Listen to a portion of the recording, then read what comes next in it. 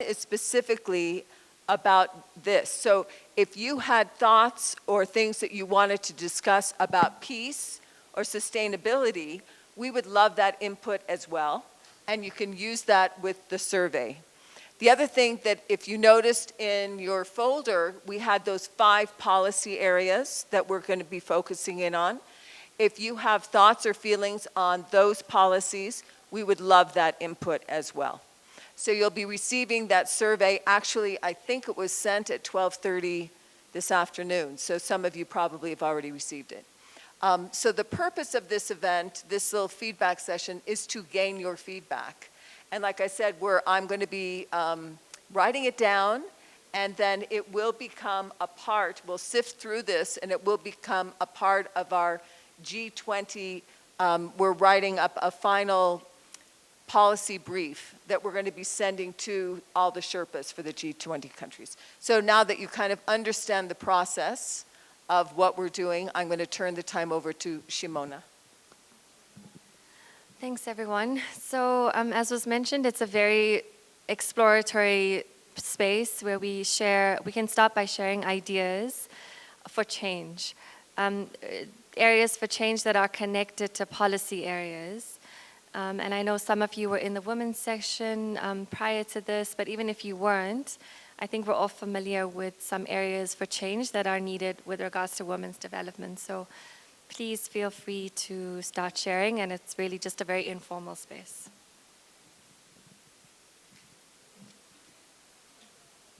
My name is Dawit. I am from ACT Alliance, Action by Church Together. It's an alliance where different members are part, and one of our thematic areas here is on gender justice here in Ethiopia. So I wanted to share with you some achievements, what we did here. As you know here, well, in Africa, it's more of a patriarchal society, and the same holds true in Ethiopia. So with this gender justice thematic area, what we did, we believe that whenever we reach the critical mass, and then there will be change in terms of gender justice. So as a phase actor, ACT means Action by Church Together. The head office is in Geneva. So what we did the theological reflection. Because our members have the Ethiopian Orthodox Church Development Commission, we have also the Evangelical. So we facilitated a gender justice theological reflection. What is really the phase thoughts? What do they see gender justice in their theology? So we are not theologian, but we were a facilitator. So they did select scholars from their denominations, and they did a theological reflection for both the Ethiopian Orthodox Church and also for the evangelical ones as a Christian.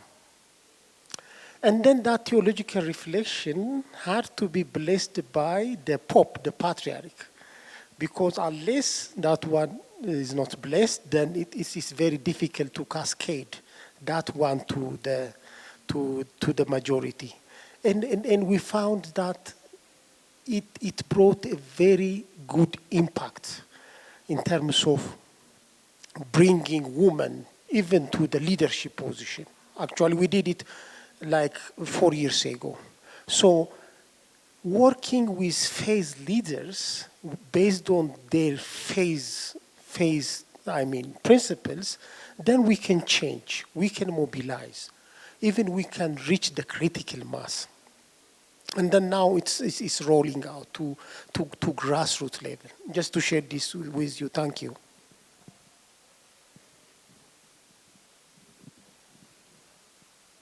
Thank you for sharing. I love it when a man can say it's a very patriarchal society, but they say it acknowledging it's something that needs to shift. So thank you for that. I wanted to share a little bit about the experience in South Africa. In South Africa, we've created what we call the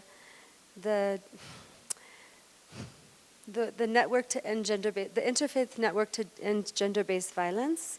And it's a national faith network made up of organizations and faith leaders who are tackling really difficult things.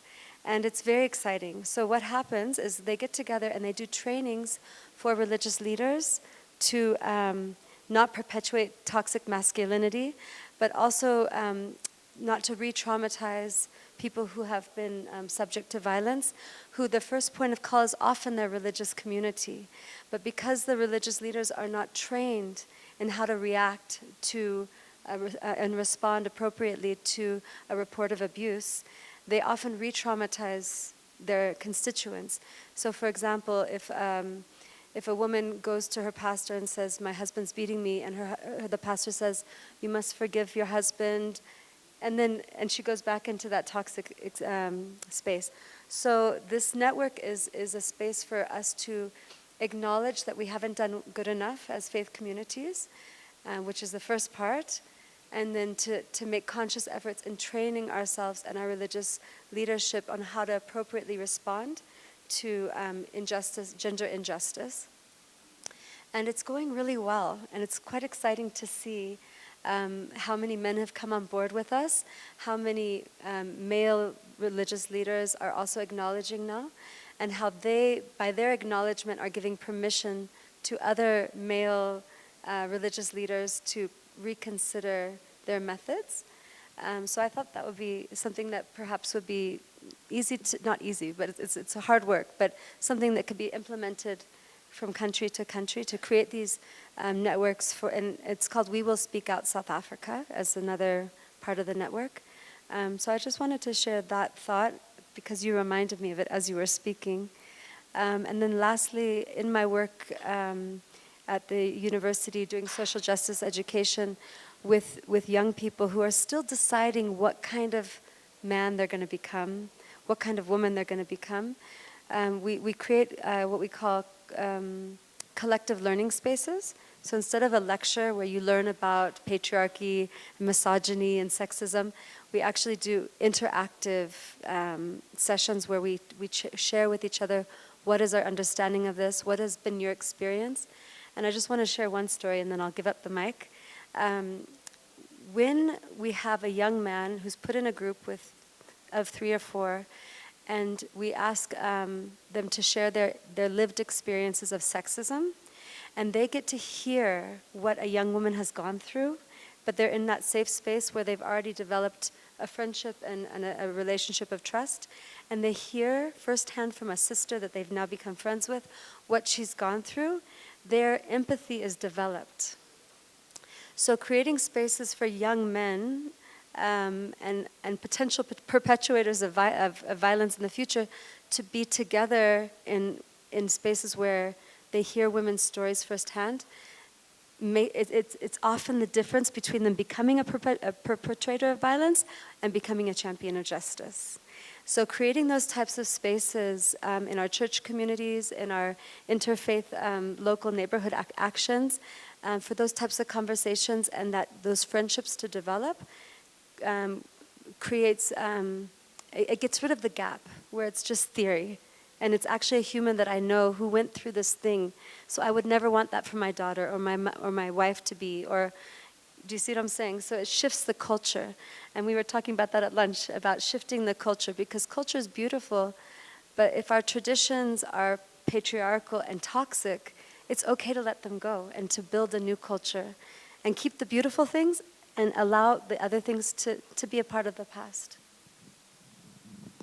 It's good we've started off on a positive note with examples of projects and networks that are promoting gender equality through different means and with the religious leaders also at the forefront. I don't know if there are any other examples of these positive developments, maybe in other parts of the continent, before we move on to maybe areas that require more change.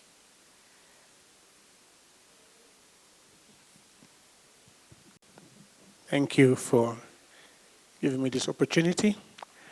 One of the things that is very concerning, especially within the context of religious institutions is still the issue of course, defining gender. As you said, any people define terms differently. What is inequality can be equality. But one of the concerns is girls. There's still a prevalent gender-based violence against girls, especially female genital mutilation, or circumcision as we call it in other traditions. It's something that we have worked on from the African Union side and engaged mostly with communities, but it's a very difficult issue to deal with because sometimes when you go to confront families or even religious leaders, they see it as culture, and this culture is being influenced negatively by Western societies, mainly because many of the funding that comes for these programs are usually funded from philanthropy or other organizations, for example, the EU. It's a very difficult issue. It's not just in terms of the culture of female genital mutilation, but it's also in the issue of migration, especially stranded women. I was privileged to be part of a team that went to Lebanon when the issue of the Lebanese war, and a number of African young women who were stranded in Lebanon, in Libya, and in the UAE. And in particular instances,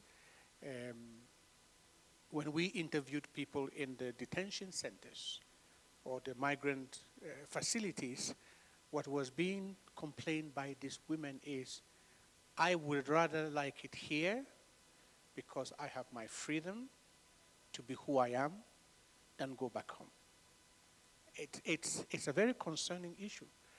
And sometimes you say to them, but why would you be afraid? And they said, if I go back home, the tradition and the culture, especially within religious groups, is so heavy on us that we feel disempowered. So although I am in this country suffering, working long hours, I would rather have my freedom of personhood. I don't want to wear a veil anymore. I want to go out and work. I want to feel that I'm producing something. As long as I send money home, people are happy with me. When I go back home, all they want to do is marry me off to another person. And usually this is even supported by my pastor or by the imam. And it's something that has remained in my heart. Because you go to rescue them, or as we are attempting to rescue them, these girls, and they say, no, but I am empowered. And I don't know how we can deal with that within this context of conversation, because it's a very sensitive conversation. And usually we discuss it from our point of view and not from the point of view of the persons who are suffering. So I'm a senior legal advisor at the AU, and I've been to so many different countries in the issue of refugees and IDPs, and I've had one-on-one conversations with them. And sometimes, as we're saying in our session, even in the situation of trafficking, where these people were sent over, girls were sent over to make money and sent home, and the families had to pay for them to do that. So it's just something that I wanted to flag also as we're talking about women issues. I think it's good you brought up the issue of migration, which is also very much connected to conflict. Through forced displacement, women are also forced to move to areas that are not familiar to them, and that also results in them being more vulnerable to societal forces. So thank you for bringing that up. Are there other suggestions or recommendations or ideas connected to maybe issues that women face?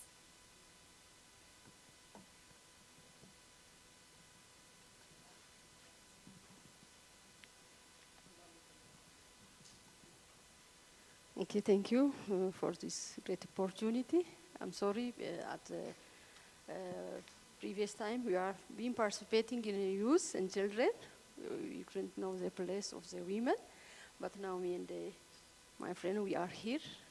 We came from Ethiopian Evangelical Church Makane Jesus, Women Ministry Department, and I'm working from Women Leadership Capacity Building. Then I want to say something on women. Really, in Ethiopian Evangelical Church Makane Jesus a model for this country for working on women ministry, especially educating women, empowering them in education, in leadership. Then, as we know most of the time, as we raised many things, especially on gender justice, we have seen in the church and also in the community that there are many challenges in case of women, especially on culture like FGM, and also that the women are not participating in leadership. Then in ECMY, we are working, but still it is in process because we want to see women that they are on leadership in synod at different levels of our organization. Then, for example, we have synod president women, even if our organization or ECM, we have 43 synods in the Ethiopia. From these 43 synods, one woman is a president. Then most of the time, we know that many women, they need encouragement, education, and also motivating them. Then most of the time at the low level, we have seen that even if they know many things, they are just much things in their heart. They don't want to speak. Most of the time, they prefer silence. Then especially men on the leadership position, they have to give opportunity to speak, just to give their ideas, because we know that if men or women, if we speak, if we talk strongly, might be our speaking or our activity is not, maybe it is not good or good. Then we should have to work on that. We should have to participating women on leadership. Then especially, just also I gave this comment at the previous our discussion. For example, if we give opportunity for women at the low level, especially, for example, in our congregation, for tomorrow, they became in the good level. Then, if we encourage at the low level, we are preparing them for the community, for the country, for the big levels. Then our religious organization is a base for empowering women. Because if we read our Bible and also Quran for men and the women, that God have good equal.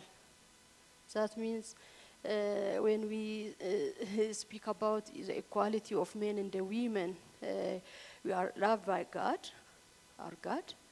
Then we should have to speak also for our women, for men, and also when we are promoting them or educating them, it is not only for women work. For example, when we speak about women, women are not always delegated for women, because since it is for the whole country, for the whole family, we should have to speak also. Men also speak as our brothers and sisters, give different presentation of women. It is good if we promoting such kind of places and presentation for men also, because most of the time they want to hear also about their equality, their right from men. Then thank you. God bless you.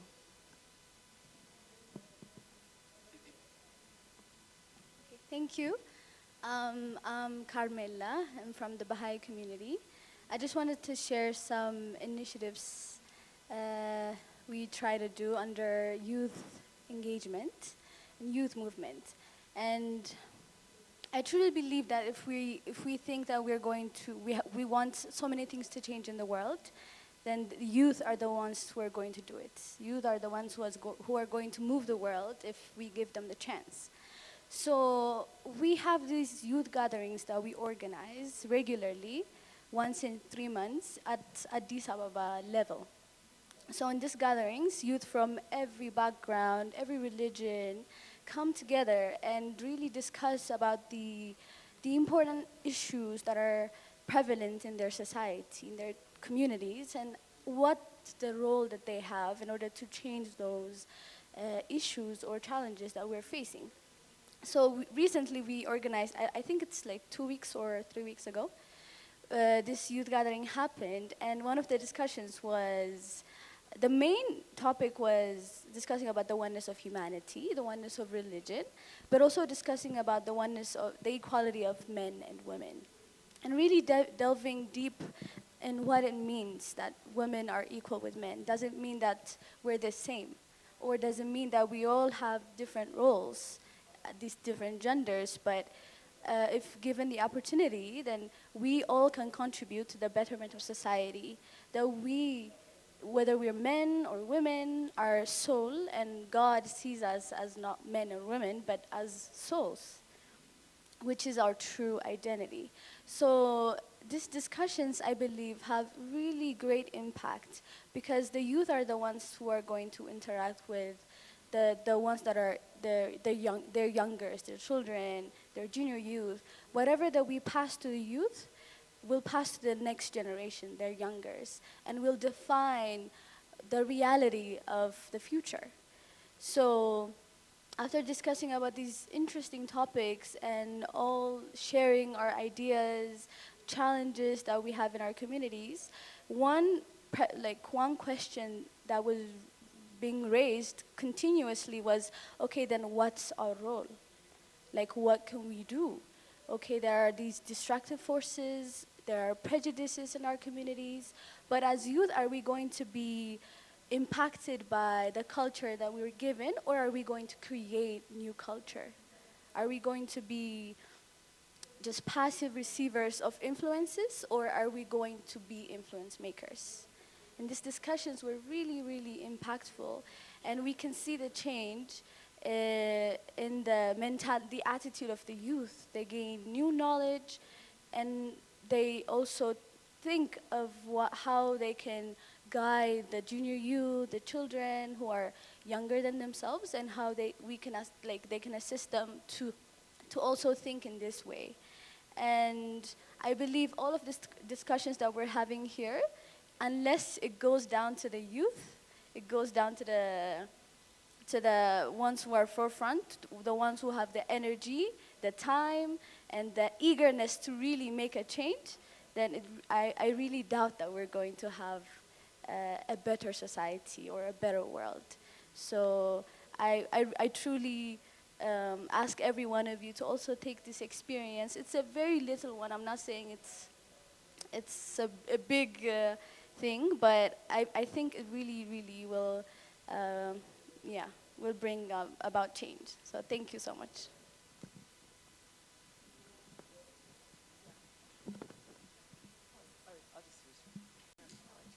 We're asked that everyone at the back come and join the circle, also so you can participate in the discussions. Please. Yes, please join us. My comment just goes right along with what you're saying. This is a little personal, but I'm the mother of 12 children. I'm also the oldest of 12 children. So my mother had 12 children, then I had 12 children because it was so much fun. But I can honestly say that one of the things that I hope for women, my vision for women, is along with 12 children, I also have 4 graduate degrees. I have 2 doctorates and 2 master's degrees. And I do think that the beauty of what I've been able to do has been because of the men in my life supporting me and helping me and enabling me to be able to have the vision that I wanted for my life.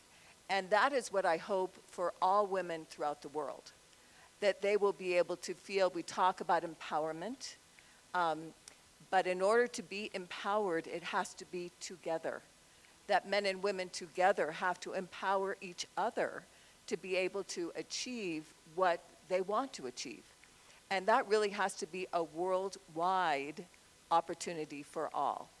We're dealing with so many things that divide us, so many things that separate us. And instead, with that separation, it also goes through gender as well, that separates us.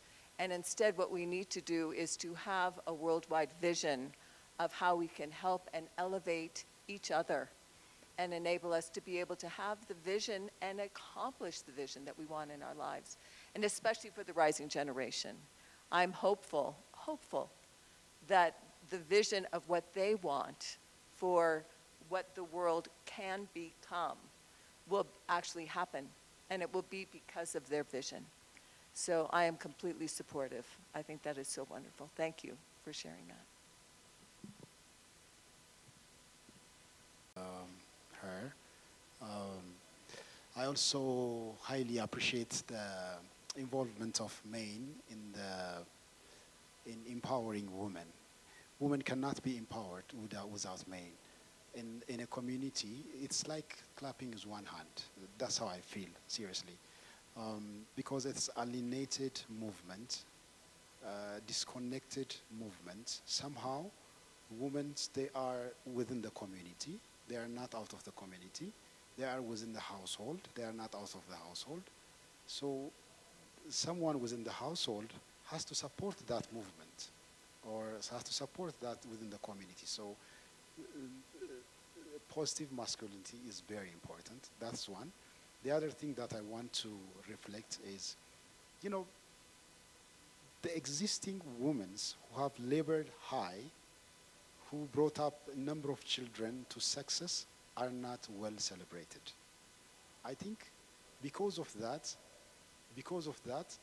the role of men is seen as more bigger, in a bigger picture, and every woman wants to be a man. No, man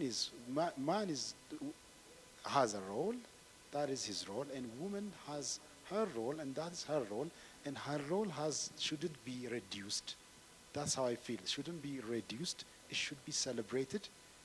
Usually it is more sacrificial and more important for the family, for the men, for the children, for the next generation. Whenever we if we are raising this next generation, we cannot, that means children, we cannot raise without a woman. We cannot, even the DNA structure goes through a woman to a child. That's how it is. That's how it is.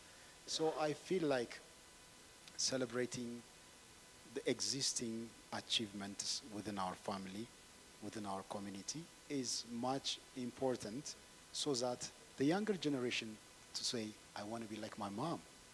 She did amazing thing in our family. She raised this way.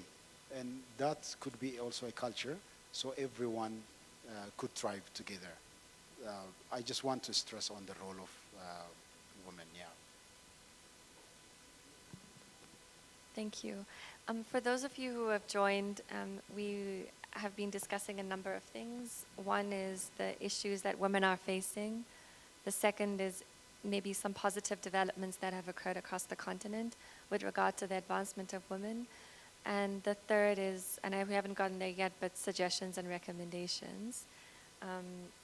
And of course, also how this related to policy areas. Don't know if there are any other comments. Before I'll also just summarize where we're at, but maybe if there are more comments. So I love suggestions, the way forward. So I think if we're really going to tackle all of the inequalities that we've historically seen are not working, it isn't working as it is, right? If we're going to tackle it, I think you've touched on a huge thing, is let the youth lead, and support the youth so that they can be at the forefront. And then looking at the children, we all are part of religious communities, and most religious communities have like Sunday school or madrasa, or some, or they go to temple. There's different ways that they're religiously educated as children, and sometimes I would assume that that would include some moral education, ethical education. However, my suggestion is that we as people of faith find ways to put our children together.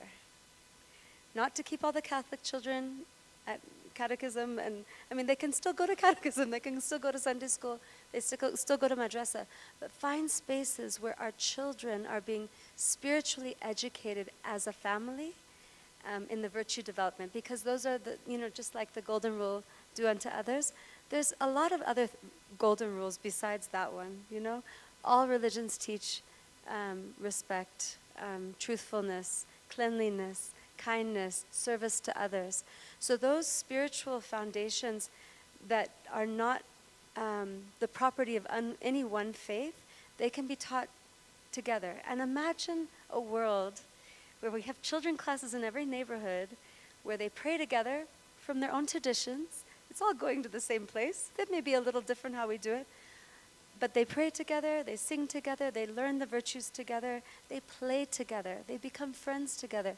There's boys and girls being raised as brothers and sisters, so that when they get to that age where maybe there's somebody who didn't get the benefit of that program, they'll be the one to correct that toxic masculinity. Or they'll be the one to say, sorry, please don't talk to my sister that way. Please give her respect. Do you see what I'm saying? So if we want to raise this new humanity, we have to start with them working together as children. And the children can't do that for themselves. The youth, they will. They'll find each other and they'll say, hey, let's get together. But we as religious communities have to nurture spaces for them to be together as children, because that's where it really starts. So that's my suggestion and my challenge for us to take back to our communities, is to foster those types of spaces in our neighborhoods. Thank you. Yes, please.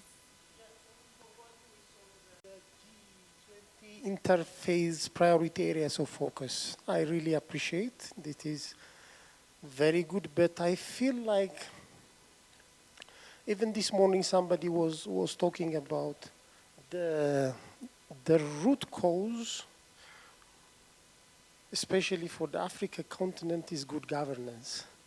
So I'm wondering how these G20 groups influence the African leaders.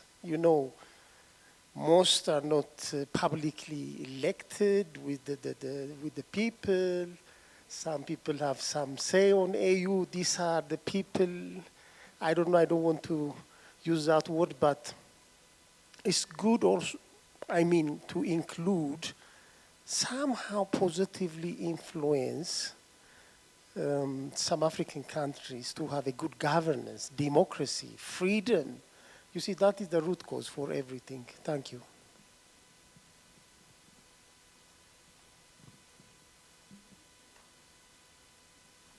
I think at this point, oh, sorry, I think you, please go ahead. You had your hand up.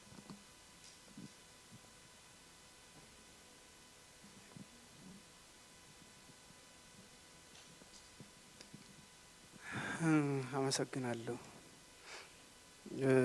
ጥሩ ነው ውይይቱ። ከአሁን በፊት የነበሩ ነገሮች በአሁኑ ሰዓት የሉም። በተለይም ደግሞ ይሄ እንደ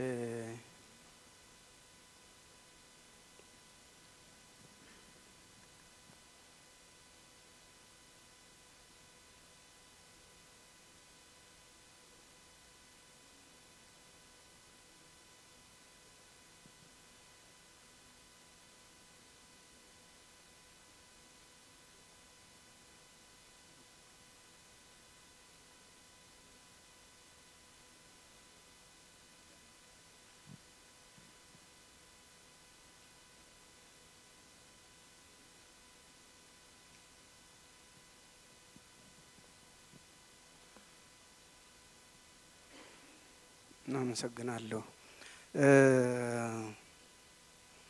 በአሁኑ ሰዓት እንደ ኢትዮጵያ ኦርቶዶክስ ተዋሕዶ ቤተክርስቲያን በአገር ውስጥም በውጭ ሀገርም በብዙ ሺህ የሚቆጠሩ ወጣቶች አሏት። በሰንበት ትምህርት ቤት የምታስተምራቸው ከነዚህ አንዱ ሳብጀክት የግብረ ገብ ትምህርት ነው። ግብረ ገብ ትምህርት ወጣቶችን እያነጸ ነው የሚሄደው። ድሮ በኢትዮጵያ በሁሉም ትምህርት ቤቶች ይሰጥ ነበረ። በኋላ ግን እየቀረቀረና የኢትዮጵያ ኦርቶዶክስ ተዋሕዶ ቤተክርስቲያን ግን ይህን አስቀጥለዋለች። አሁን ሴቶችን ወደ አመራር ለማምጣት ሴቶችና ወንዶች መጀመሪያ መሰረታቸው ፍቅር መሆን አለበት። መንፈሳዊ የእግዚአብሔር ፍቅር።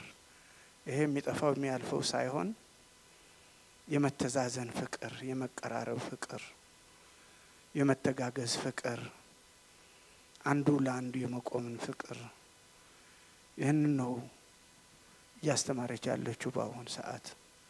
ከዚህም አንጻር ብዙ ሴቶች ቀድመው እንዲዘምሩ ቀድመው እንዲመሩ በሰንበት ትምህርት ቤቶች እያደረገች ትገኛለች። ምናልባት አሁን ሴቶች የሚቀርባቸው ነገር ቢኖር መድረክ ላይ ወጥተው ይዘምራሉ፣ መድረክ ላይ ወጥተው ማስተማር ነው የሚቀራቸው። እሱ ደግሞ ምንም አይነት ችግር የለውም፣ ምንም አይነት ችግር የለውም።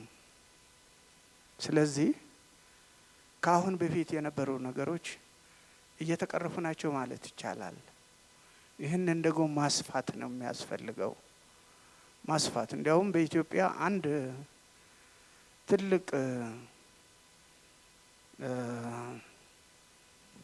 ማህበረሰብ አለ። ምናልባት አውራምባ የሚባል ማህበረሰብ ሰምታችሁ ከሆነ በዚህ በሰሜኑ ክፍል በጎንደር አካባቢ ሴቶች የወንዶችን ወንዶች የሴቶችን ስራ ይሰራሉ ተጋግዘው። አሁን የሴቶችን እኩልነት የሴቶችን አመራርነት ሴቶችን የማውቃት እየመጣ ነው ማለት ነው። ያ ወደ ኋላ ያለፈውን ነገር ተረስቶ ወደፊት ሊመጣ የሚችል ነገር እየታየ ነው ማለት ነው። ስለዚህ በኢትዮጵያ በማህበረሰቡም በእምነት ተቋም እየሰፋ ሲሄድ የበለጠ የመተዛዘኑ የመተሳሰቡ የመተጋገዙ የአመለካከትና የአስተሳሰብ ለውጦች ከመጡ ትልቅ ቦታ አላቸው ሴቶች። ሴት እናት ናት፣ ሴት ሚስት ናት፣ ሴት እህት ናት፣ ሴት ሀገር ናት። የኢትዮጵያ ኦርቶዶክስ ተዋሕዶ ቤተክርስቲያን ሴት ሀገር ናት ብላት ነው የምታስተምረው። መጽሐፍ ቅዱስም ስናይ ሁላችን ያው በየቋንቋችን እናነባለንና ጌታን ቀድሞ ለነ ማርያም መግደላዊት እንደተገለጠ እንዳከበራቸው ነው የምታስተምረው። ለሴቶች ትልቅ ቦታ ሰጥታ ነው የምታስተምረው። ሰዎች እንደሚሉት ሳይሆን ቤተክርስቲያኗ አጉልታ አስፍታ ሩቅ አስባ ነው የምታስተምረው። በሌላ በልኩ ሴቶች ታማኞች ናቸው፣ ሴቶች ትዕግስተኞች ናቸው። ሴቶች ሲያፈቅሯቸው፣ ሲያቀርቧቸው፣ ሲወዷቸው ታማኞች ናቸው፣ ትዕግስተኞች ናቸው፣ ተክም ናቸው፣ ለሰው ስጦታ የሚያበረክቱ ናቸው። አንተ የኔ ነህ እኔ ያንተ ነኝ ይኸውልህ ብለው ሰው ሌላ አካል ሊሰጥ የማይችል ሊሰጡ የሚችሉ ናቸውና እንዲህ አይነት ነገሩ ሊሰፋ የሚችለው በሁሉም። ምናልባት በአንዳንድ አካባቢ አይ ሴት የሚል እሱ መቅረት አለበት ያምናለሁ። እንደኔ መቅረት አለበት። በብዙ መልኩ በዚህ በጎጂ ልማዳዊ ባህል በሚባል ብዙ ነገር በተለይ እኔ ለተወሰነ ጊዜ በኃላፊነት አፋር አካባቢ ሶማሊያ አካባቢ ነበርኩኝ። ብዙ ነገር አስቀርተናል ተቀራርበን። ይሄ የማያስፈልግ ግርዛት ወዘተ የሚሏቸው ነገሮች ጎጂ ልማዳዊ ባህል እንዲቀሩ ተደርጓል። ይህ እንዲቀሩ የተደረገው በምንድን ነው ያልን እንደሆን በእንዲህ አይነት መቀራረብ የሃይማኖት አባቶች፣ ሴቶች፣ ወጣቶች በአንድ ላይ ሆነው ሲመክሩ ሲዋዩ ለውጦች ይመጣሉ። ለውጦች እድገት ያመጣሉ። እድገት ድህነትን ይቀርፋል። እድገት ኋላቀርነትን ይቀርፋል። ስለዚህ በአሁኑ ሰዓት ወጣቶች ላይ አስፍቶ መስራት ያስፈልጋል። ምክንያቱም ተተኪ እነሱ ናቸው። ማህበረሰቡን ሊመሩ የሚችሉ እነሱ ናቸው። አመሰግናለሁ።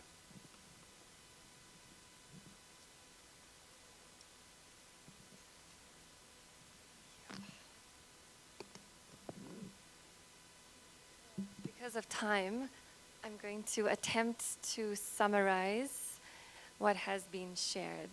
Maybe I can start by also just thanking everyone for your contributions, and also for these rich perspectives.